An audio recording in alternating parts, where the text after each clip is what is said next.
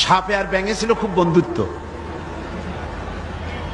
ব্যাঙ বলছে সাপ, তোমারে দেখতে খুব ভালো, তেল কুচকুচে, তারপরে তুমি যখন ফনা ধরো তাও দেখতে বেশ সুন্দর, কিন্তু তোমার একটা দোষ, এটা না বলে পারলাম না, নেভার মাইন্ড।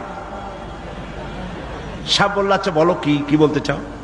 ব্যাঙ বলছে তুমি যখন চলো তখন তুমি কিন্তু সোজা হয়ে চলো না, খালি এইরকম করে চলো, এইটা বড্ড বিশ্রী লাগে। তা না হলে তুমি অন্য দিক থেকে খুব ভালো, দেখতেও ভালো, ফনা ধরলে খুবই সুন্দর লাগে। তোমার ক্ষিপ্রতা, তোমার ক্রুদ্ধতা, এসবটাই কাবিলে তারিফ।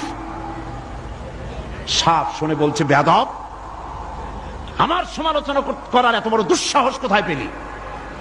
ফনা তুলেছে, ফস করে উঠেছে। ব্যাঙ বলে ওরে বাবা, এত প্রশংসা করলাম, একটু সমালোচনা করছি, সহ্য করতে পারলি না। ও দিল লাভ, ব্যাঙ লাভ দিয়ে পড়ছে পুকুরের মধ্যে। এখন ফোস করে উঠছে, পাশে ছিল এক রাখাল। ফোস করলো কি, আগায় দেখে যে সাপ, হাতে ছিল হেদায়েতুল্লাহ, বুঝছেন তো কি? বাস বিসমিল্লাহ কই আরম্ভ করছে, জায়গায় শেষ, একদম সোজা। ব্যাঙ অনেক সময় পর ডুব দিয়ে ভাসে উঠছে, আস্তে আস্তে করে যায় দেখে বন্ধু তো একদম সোজা। কারণ কি? কাছে যেয়ে দেখে চিন্তা নাই, মুখ দিয়ে ফেনা টানা বাইরে হয়ে গেছে।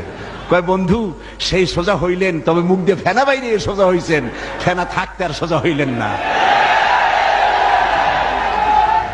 সুতরাং আপনারা ঠিকই ফিরে আসবেন, তবে সহজে আসবেন না, কারণ ক্ষমতা বড় বালাই, এটা দারুণ মোহ।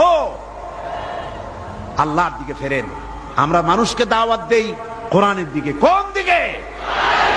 অবশ্যই কোন নেতার দিকে। জিন্দেগিতে বলি নাই অমুক নেতার পিছনে লাইন লাগান, বলেছি?